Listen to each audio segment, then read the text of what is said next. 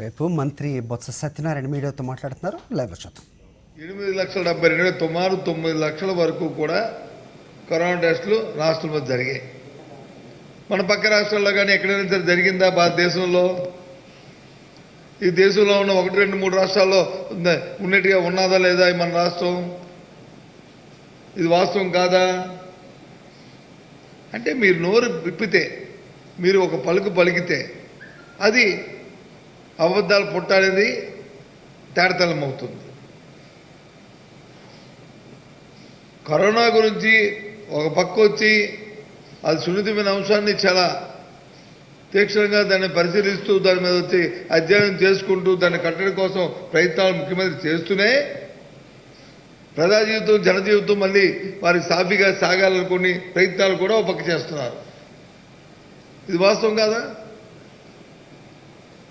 మొత్తం దేశమంతా లాక్డౌన్ ఉన్న సమయంలో ఈ రాష్ట్రంలో ఉన్న ఎవరైతే ఉన్నారో రైతాంగం కానీ అటు శ్రామికులు కానీ కూలీలు కానీ ఎవరు ఏ ఒక్కరు ఇబ్బంది పడకుండా ఉండడానికి ఎంత తీవ్రమైన కార్యక్రమాన్ని ప్రతిరోజు దాని మీద సమీక్ష చేశారో రాష్ట్ర ప్రధానికి తెలియదా? నీకు తెలియదా చంద్రబాబు నాయుడు? చెప్పు నువ్వు. నీకు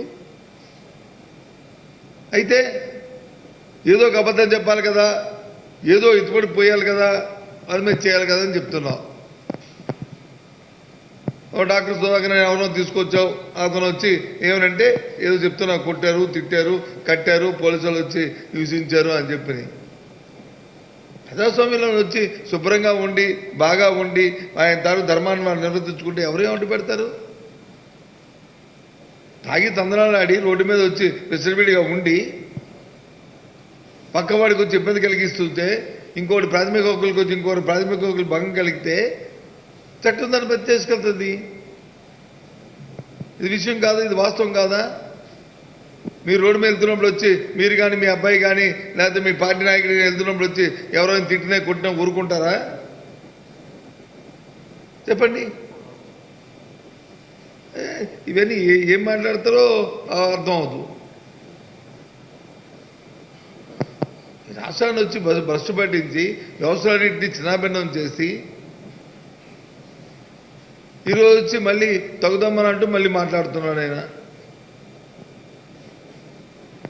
నిన్నటి రోజున ముఖ్యమంత్రి గారు వచ్చి రెండో విడత ఏదైతే ఎంఎస్ఎంఈలు ఏవైతే ఉన్నాయో వాళ్ళందరికీ రెండో విడతను వచ్చి ప్రోత్సాహాలు ఇవ్వాల్సిన పత్త బకాయిల్ని విడుదల చేశారు. మొన్న ఒకసారి చేశారు, నిన్న ఒక రోజున తేదీని ఇచ్చారు. దాని మీద ఏం మాట్లాడుతున్నారు? పాత బకాయిలు ఉంటే ప్రభుత్వం ఇవ్వాల్సిన బాధ్యత ప్రభుత్వానికి కాదు, దానికోసం పెద్దగా ఎంత పబ్లిసిటీ అంటున్నారు. నవ్వొస్తుంది నాకు చూస్తుంటే. పాత బకాయిలు కానీ పాత విధానాన్ని కానీ ఇండస్ట్రియల్ పాలసీని ఉన్నప్పుడు వచ్చే ప్రభుత్వాలు చేయాలి. దాని టైం లిమిట్ అంతా 5 సంవత్సరాలు 5 సంవత్సరాలు 10 సంవత్సరాలు 10 సంవత్సరాలు దాన్ని అవలంబించాలి. అది వాస్తవం. దానికి ఏమి కాదు. దీన్ని కూడా పరిశ్రమ మంత్రి చేశారు, నాకు తెలుసు. కానీ అదేంటి 1 సంవత్సరము లేకపోతే ఒక 6 నెలల్లో బకాయి ఉంటే ఇస్తారు. కానీ నువ్వు ప్రకటించాయి, నువ్వు అధికారంలోకి వచ్చిన దగ్గర నుంచి వాళ్ళకి ఇవ్వాల్సిన ప్రోత్సాహాలు ఇవ్వకుండా 5 సంవత్సరాలు ఎగ్గొట్టి 100,000 కోట్ల రూపాయలు వచ్చి వాళ్ళు బకాయిలు పెట్టి తగుదమ్మాలంటే ఇవాళ వచ్చి మళ్ళీ మాట్లాడుతుండి ఇవాళ వచ్చి ప్రోత్సాహం ఇవ్వకపోతే ఏం చేస్తారంటే ఇదా? వాళ్ళకి ప్రోత్సాహాలు ఇవ్వవు. విద్యార్థులు తీసుకున్న ఫీజు రింబర్స్మెంట్ బకాయిలు 1,000 కోట్ల రూపాయలు ఇవ్వరు, లేకపోతే ఆరోగ్యశ్రీకి ఇవ్వాల్సిన బకాయిలు ఇవ్వరు, 108, 104 వాళ్ళకి ఇవ్వాల్సిన జీతభత్యాలు ఇవ్వరు, రైతులకు ఇవ్వాల్సిన ఏదైతే ఉందో ఎక్సైజ్ కాంపన్సేషన్ ఏది ఉందో అది ఇవ్వరు. ఇవ్వకుండా బకాయిలన్నింటినీ తీర్చవలసిన బాధ్యత తీరుస్తాం. 1 సంవత్సరం తీరుస్తారు, తప్పు కాదు. అది ఆనవాయితీగా అడ్మినిస్ట్రేషన్లో అది వస్తుంటుంది. కానీ 2014 నుంచి 15 నుంచి వాటి బకాయిలు పెట్టుకుని ఉంటే అది 1,000 కోట్ల రూపాయలు ఉంటే మళ్ళీ తగుదమ్మాలంటూ ఇవ్వడం మీ బాధ్యత కాదా? మీ ప్రోత్సాహం ఇవ్వడం మీ తాలూకా కాదా అని అడుగుతుంటే ఏమనాలి ఆ మనిషిని? 40 సంవత్సరాల ఇండస్ట్రీ అంటే ఇదేనా ఇండస్ట్రీ, ఇదేనా అడ్మినిస్ట్రేషన్, ఇదేనా పరిపాలన? నువ్వు చేసిన ఘనకార్యం దానికి వచ్చి మళ్ళీ పైపెచ్చు ఇవాళ మాట్లాడతావా?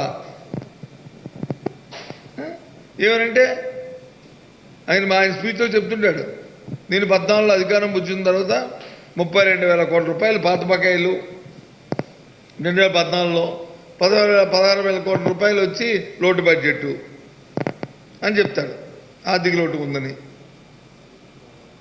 మరి ఇవాళ ఎంత వచ్చింది బాబుది? 60,000 కోట్ల రూపాయలు పాత బకాయిలు పెట్టావు. 2,75,000 కోట్ల రూపాయలని రాష్ట్రాన్ని అప్పులు ఊపుల్లో దించావు. ఇది నీ తాలూకా గవర్నెన్స్, గుడ్ గవర్నెన్స్. నువ్వు వచ్చి ఈరోజు మళ్ళీ మాట్లాడుతున్నావు.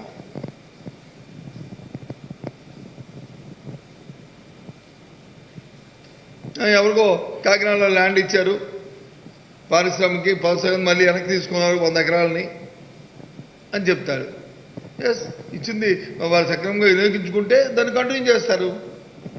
సక్రమంగా వినియోగించుకొని తీసుకొని దాన్ని వచ్చి ఏ రియల్ ఎస్టేట్కో చేయడానికో లేకపోతే దాన్ని పెట్టి అట్టి పెట్టి ఇంకో పరిశ్రమ పెట్టుకోవడానికి అవకాశం లేకుండా చేస్తుంటే, ఇంకో పరిశ్రమ రావాలనుకుంటే నీ టైం బోర్డులో పెట్టక దాన్ని నీకు ఇచ్చిన గ్రేస్ టైం కూడా తీసుకుని అయిపోయిన తర్వాత ఆ కార్యక్రమం చేస్తుంది ఈ ప్రభుత్వం. ఏ ప్రభుత్వం చేస్తుంది? పాలసీలో అది పద్ధతి కాదా? అంతేగాని ప్రత్యేకంగా ఏం తీసుకున్నారు, ఎందుకు తీసుకున్నారు తెలియదా నీకు? తీసుకొని దాన్ని వచ్చి వ్యాలిడిటీగా అలా పెట్టుకుని కూర్చుంటే దాని పరిశ్రమ పెట్టకపోతే ఏం చేస్తే పారిశ్రామిక విధానంలో ఎవరైనా ఏం మాట్లాడుతున్నాను? నేను చూస్తున్నాను దాని నుంచి గంటల కొలిది దాంట్లో చూపెట్టడము, ఆ మీడియాలో చూపెట్టడం, ఇవన్నీ. రేపు ఈ రాష్ట్ర ప్రభుత్వం ప్రతిష్టాకరమైన ఒక కార్యక్రమాన్ని చేస్తుంది. స్వర్గీయ రాజశేఖర రెడ్డి గారి ఆలోచనతో ఆ రోజు దేశంలోనే మొట్టమొదటిగా 108 తీసుకొచ్చింది.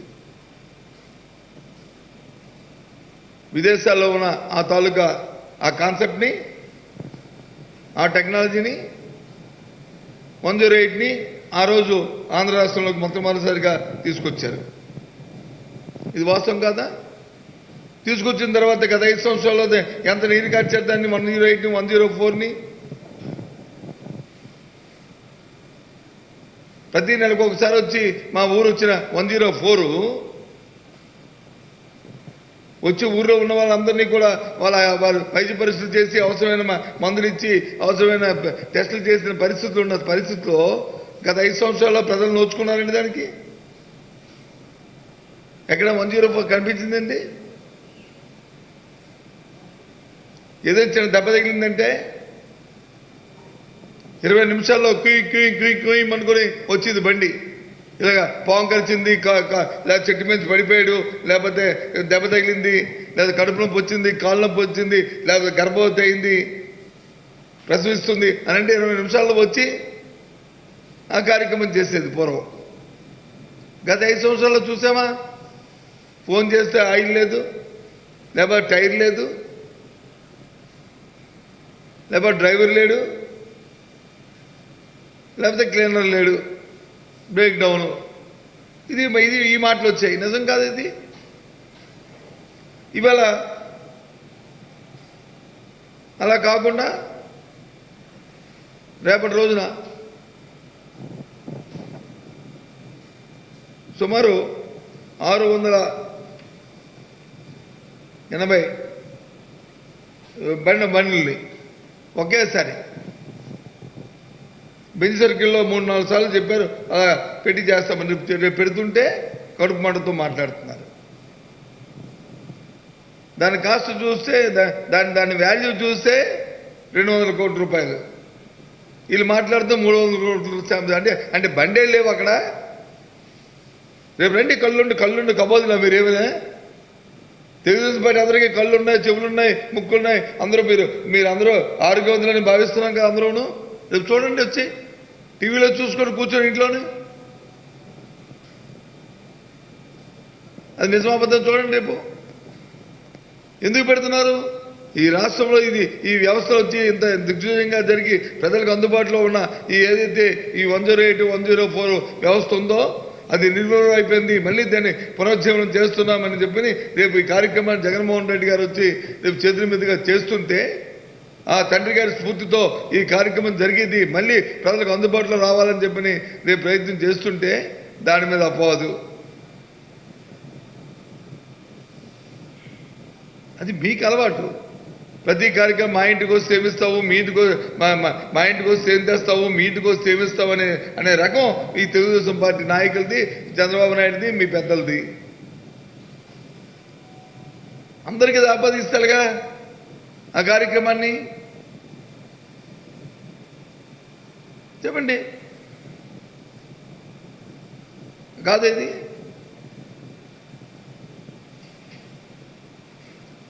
ఓ గొప్పగా చెప్పాడు, షేర్వాల్ టెక్నాలజీ నేను అందుబాటులో తీసుకొస్తాను, ఇల్లు కడతాను, ఇచ్చేస్తానని. ఒక్కిల్లు అంటే ఒక్కిల్లు న్యాయంలో ఇచ్చావా? ఇవ్వలే. మరి ఎందుకు ఇవ్వలేకపోయావు? 5 సంవత్సరాలు అద్భుతమైన అవకాశాన్ని ప్రజలకు ఇస్తే ఎందుకు ఒక్కిల్లు అయినా సరే కట్టి ఇవ్వలేకపోయావు?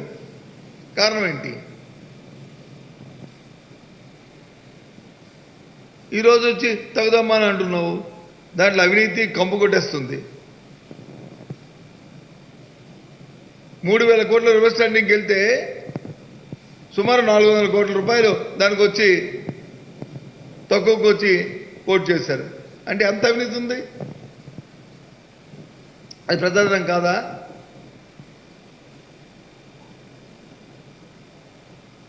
దాన్ని స్ట్రీమ్లైజ్ చేస్తున్నాం. వాటిని అన్నింటినీ ఊరికి ఆక్రోశం. దేనికోసం ఆక్రోశం? రేపు 30 లక్షల ఇళ్ల స్థలాల్ని ఇవ్వబోతుంది ఈ రాష్ట్ర ప్రభుత్వం జగన్మోహన్ రెడ్డి గారి ఆలోచనతో. ఒకేసారి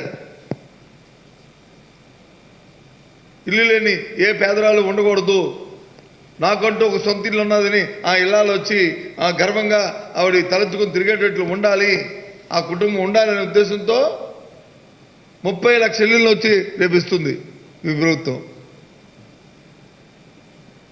రేపు స్వర్గీయ రాజశేఖర రెడ్డి గారి తాలూకా జయంతి నాడు, రేపు 8వ తారీఖున, జూలై 8వ తారీఖున దీనికి కంకణం కొట్టుకుని కార్యక్రమం చేస్తుంది. అవి జరగకూడదని ఒక దుర్బుద్ధితో, ఒక దుశ్చర్యతో న్యాయస్థానాలకు ఏమొచ్చిన ఉన్న సాంకేతికపరమైన అంశాలను తీసుకొచ్చి న్యాయస్థానాలకు వెళ్ళి వాటిని స్టేలు తీసుకొచ్చి వాటిని అడ్డుపెడుతూ కార్యక్రమం చేస్తున్నారు. ఎంత తప్పండి, ఎంత పాపం. పాపం కాదు ఇది? ఇది తప్పు కాదా? ఇది చెప్పు. ఇది న్యాయమేనా ఇటువంటి కార్యక్రమాలు చేయడం?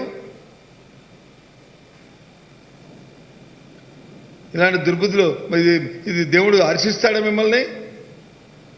ఈ కార్యక్రమాన్ని అడ్డుకోవడం, పేదవాడి కార్యక్రమాన్ని అడ్డుకోవడం అంటే మీకు రాజకీయాల్లో వచ్చి నీరు ఉంటుంది ఈ రాష్ట్రంలో? పేద కుటుంబాలు ఏమైనా సరే మిమ్మల్ని హర్షిస్తారా? ఏ ముఖం పెట్టుకుని ఊర్లో వెళ్ళి మీరు వెళ్ళి రాజకీయాలు చేద్దాం అనుకుంటున్నారు? ఎవరు మిమ్మల్ని ఏమైనా క్షమిస్తారా? ప్రజలు ఏమైనా ఈ కార్యక్రమం చేస్తుంటే మీరు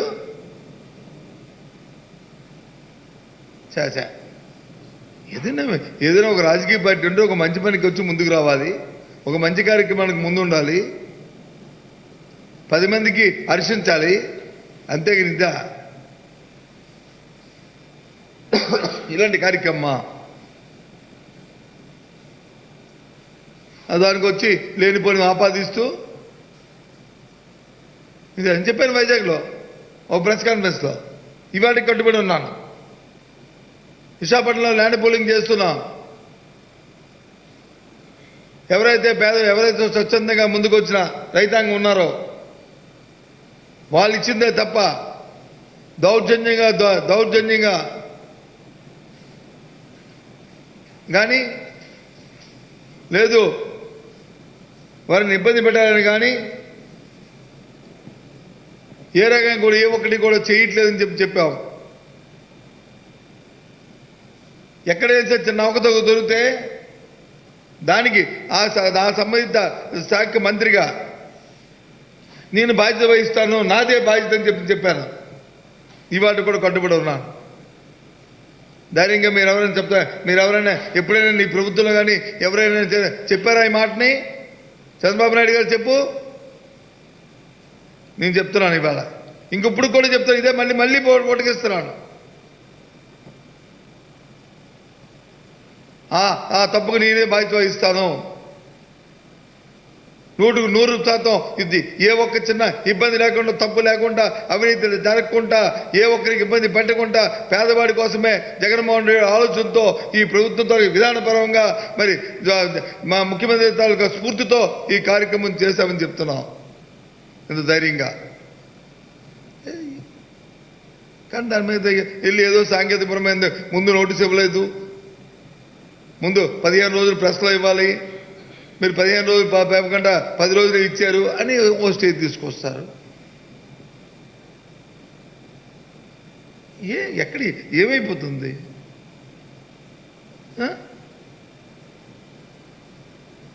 సుమారు 1088 అంబులెన్స్ని 108, 104ని రేపు ప్రారంభిస్తుంటే ముఖ్యమంత్రి గారు దానికి వచ్చి ఏదో మరకంటించడానికి ప్రయత్నం చేస్తారు. 1088 అంటే మాటలా? 13 జిల్లాలకి ఒకేసారి.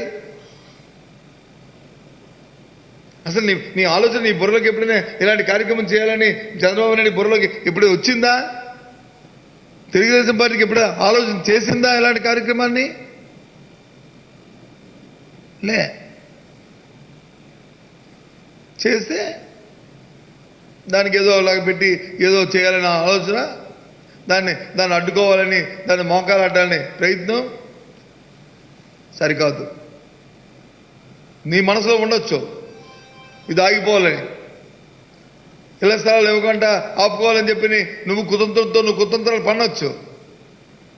కానీ ఒక కుతంత్రంతో, ఒక మంచి మనసుతో, ఒక మంచి ఆలోచనతో, పేదవాడికి సాయం జరగాలనే ఒక దృఢ సంకల్పంతో ఇవాళ మా ముఖ్యమంత్రి గారు జగన్మోహన్ రెడ్డి గారి నిర్ణయం, దానికి దేవుడి ఆశీస్సులు ఎప్పుడు ఉంటాయి. తప్పకుండా అన్నీ కూడా నెరవేరుతాయి, ఏ ఒక్కటి కూడా ఆగదు. అన్నీ మంచిగా జరుగుతాయి.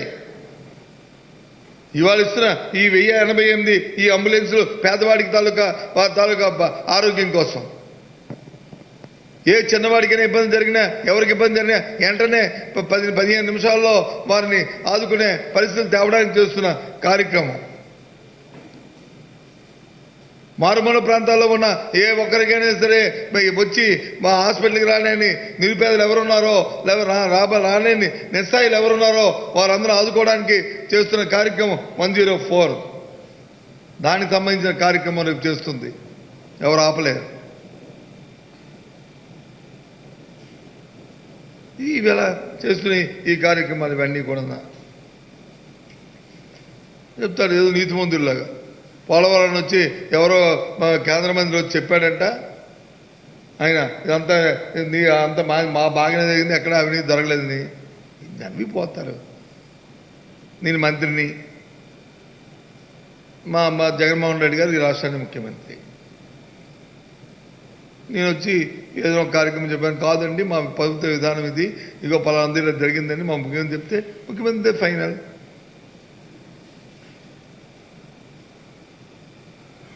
అవునా కదా? సాక్షాత్తు దేశ ప్రధాని చెప్పాడు పోలవరం అంటే ఏటీఎం అని, ఎనీ టైం మనీ అక్కడ ఉంది.